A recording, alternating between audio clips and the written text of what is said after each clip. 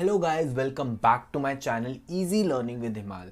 सो guys, आज हम करने वाले हैं पोएटिक डिवाइसेस। तो बेसिकली पोएटिक डिवाइसेस बहुत इंपॉर्टेंट पार्ट है आपका लिटरेचर का, क्योंकि जो आपके पोएम के क्वेश्चंस आते हैं लिटरेचर में उसमें पोएटिक डिवाइसेस का क्वेश्चन कंफर्म है। तो आपके लिटरेचर सेक्शन में 2 to 3 मार्क्स आपको आराम से पोएटिक डिवाइसेस की हेल्प से आ सकते हैं। सो इट्स बेटर कि आप इसको अच्छे से प्रिपेयर करो, जिससे कि आपके वो 2 से 3 मार्क्स जो हैं वो डिलीट नहीं होने चाहिए। ठीक है। सो गाइज, मैं आज आपको 5 टाइप्स ऑफ पोएटिक डिवाइस पढ़ाने वाला हूँ इस वीडियो में। That is simile, metaphor, alliteration, assonance and hyperbole. ठीक है, तो शुरू करते हैं। सबसे पहले गाइज, पोएटिक डिवाइसेस क्या होते हैं? Poetic devices are the tools that a poet can use to create rhythm, enhance a poem's meaning और intensify a mood और feeling। तो बेसिकली पोएटिक डिवाइसेस वो टूल्स हैं जो पोएट यूज करता है। तो बेसिकली पोएम को ब्यूटिफाई करने के लिए, पोएम को अच्छा बनाने के लिए, पोएम का जो मीनिंग है उसको और ज़्यादा एनहांस करने के लिए, ठीक है, और एक मूड और फीलिंग क्रिएट करने के लिए पोएटिक डिवाइस यूज़ किए जाते हैं।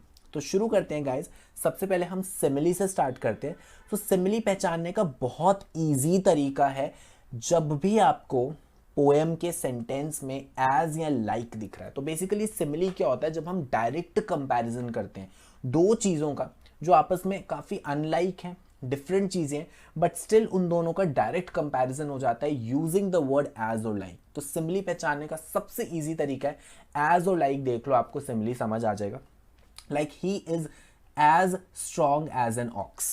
सो देखो यहाँ पे एज यूज हुआ है, तो ही मतलब बॉय को कंपेयर किया गया ऑक्स के साथ, डायरेक्टली कंपेयर किया गया using the word as. So this is example of simile. Second we have watching the show was like watching a grass grow. तो मतलब कहने का मतलब है कि शो इतना बोरिंग था या शो इतना ज़्यादा स्लो था, ठीक है, कि वॉचिंग द शो को कंपेयर किया गया है ग्रास के साथ, डायरेक्टली कंपेयर किया गया है यूजिंग द वर्ड लाइक। तो जहां पे भी आपको एज और लाइक दिख जाए, आप इजीली उसको पहचान के लिख सकते हो कि वो सिमिली है। नेक्स्ट आ गया हमारा मेटाफर। मेटाफर में भी कंपैरिजन करते हैं, बट इनडायरेक्ट कंपैरिजन करते हैं। मतलब मेटाफर में भी कंपैरिजन होता है, बट एज और लाइक यूज नहीं होता है। देखो, सिमिली में भी कंपैरिजन है, बट एज और लाइक यूज हो रहा है। मेटाफर में कंपैरिजन है, बट एज और लाइक नहीं है। एग्जाम्पल देखते हैं। He is a shining star. So ये जो बॉय है उसको स्टार के साथ कंपेयर किया है, बट एज और लाइक यूज नहीं हुआ है, सो ये मेटाफर है। द काम लेक वॉज अ मिरर। अब देखो, वैसे लेक और मिरर में कोई भी सिमिलैरिटी नहीं है, दोनों डिफरेंट डिफरेंट चीज़ें हैं। सिमिलैरिटी एक बहुत छोटी सी है कि दोनों में हम अपना रिफ्लेक्शन देख सकते हैं। तो इसीलिए काम लेक को इनडायरेक्टली मिरर से कंपेयर किया गया। इनडायरेक्टली क्यों? क्योंकि यहाँ कहीं एज और लाइक यूज नहीं हुआ है। सो काम लेक को कंपेयर किया गया मिरर से विदाउट यूजिंग एज और like, so it is metaphor. तो सिमिली और मेटाफर में यही डिफरेंस है कि सिमिली में भी कंपैरिजन है, मेटाफर में भी कंपैरिजन है, बट मेटाफर में एज और लाइक नहीं यूज होता। Next guys we have alliteration. ये बहुत बार पूछा जाता है आपके एग्जाम में। एलिट्रेशन क्या होता है? वर्ड्स की बिगनिंग में कॉन्सोनेंट साउंड रिपीट होती है। कॉन्सोनेंट साउंड मतलब ए ई आई ओ यू की साउंड छोड़ के, वॉवल्स की साउंड छोड़ के बाकी जितनी भी साउंड होती है वो कॉन्सोनेंट साउंड होती है।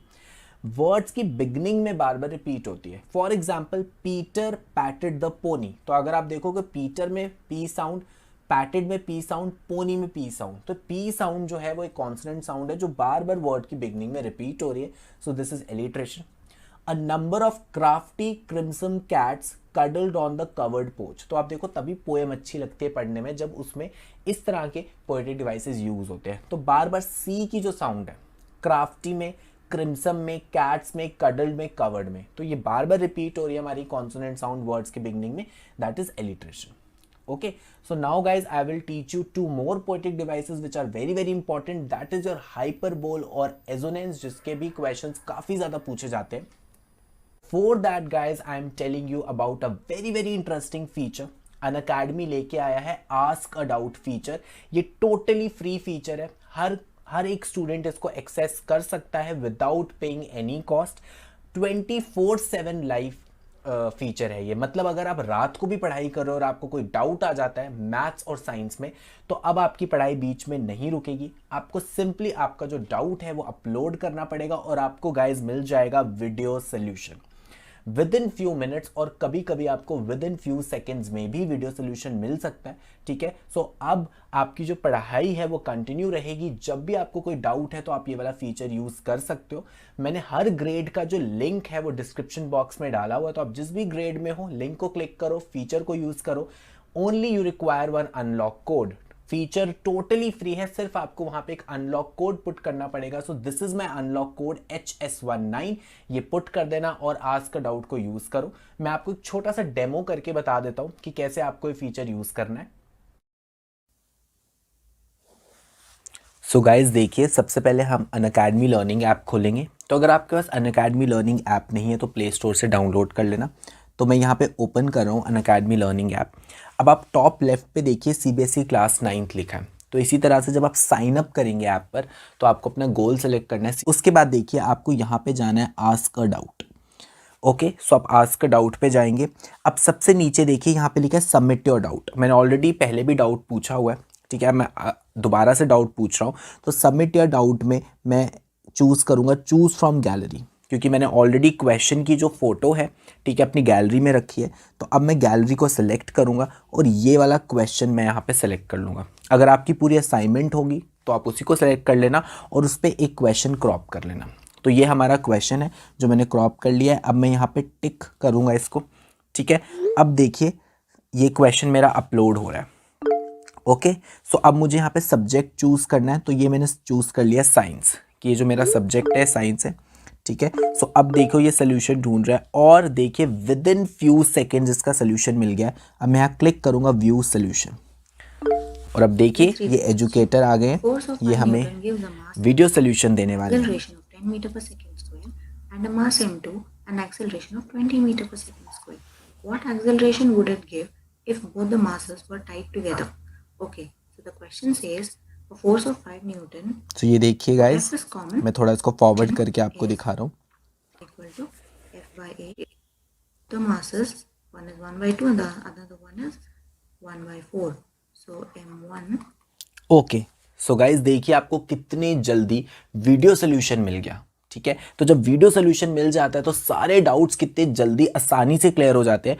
तो ये फीचर आप भी बहुत इजीली यूज कर सकते हो और अपनी स्टडीज को सुपर डुपर इजी बना सकते हो। ओके गाइस, तो शुरू करते हाइपरबोल। तो हाइपरबोल पहचानने का एक ही बहुत अच्छा तरीका है, जैसे हम हिंदी में बोलते हैं बढ़ा चढ़ा कर बोलना। किसी चीज को बहुत ज्यादा एग्जैजरेट कर देना, बहुत ज्यादा बढ़ा चढ़ा के बोलना, दैट इज हाइपरबोल। चलो एग्जांपल देखते हैं। His homework is going to last forever. Forever का मतलब है जो कभी खत्म ही ना हो। तो फॉर एग्जाम्पल अगर आप देख रहे हो किसी का होमवर्क खत्म ही नहीं हो रहा है या किसी का होमवर्क बहुत लेंदी है, तो ऑब्वियसली होमवर्क इतना बड़ा तो नहीं होगा कि पूरी लाइफ टाइम चढ़ेगा। तो ये जस्ट हमारे कहने का मतलब है कि उसका होमवर्क फॉर एवर तक चलने वाला है। Second, he is thinner than stick. Suppose कोई इंसान बहुत पतला है तो आप उसको क्या बोलते हो, तुम तो स्टिक से भी पतले हो। तो अब अगर हम यहाँ पे देखें, एक्चुअल में no one can be thinner than stick. कोई भी ह्यूमन स्टिक से थिनर नहीं हो सकता, बट हम एग्जैजरेट कर रहे हैं चीज़ों को। हम बताना चाह रहे हैं कि तुम बहुत ज़्यादा पतले हो, तो हमने बोला he is thinner than stick. Next poetic device we have assonance. Assonance में क्या होता है, लाइक एलिट्रेशन में हमने क्या देखा था, कॉन्सोनेंट साउंड वर्ड के बिगिनिंग में रिपीट हो रही थी। एजोनेंस में क्या है, वॉवल साउंड रिपीट होती है, नॉट नेसेसरली बिगिनिंग में, सेंटर में। ज्यादातर सेंटर में जो है आपकी वॉवल साउंड रिपीट होती है, like fleet, feet, sweep by sleeping geese. तो आप देखो कि double E double E double E double E double E, double E की जो साउंड है वो बार बार रिपीट हो रही है, और डबल ई आपका वॉवल साउंड है, ई वॉवल है तो डबल ई भी वॉवल ही हो गया, तो ये एजोनेंस आ गया।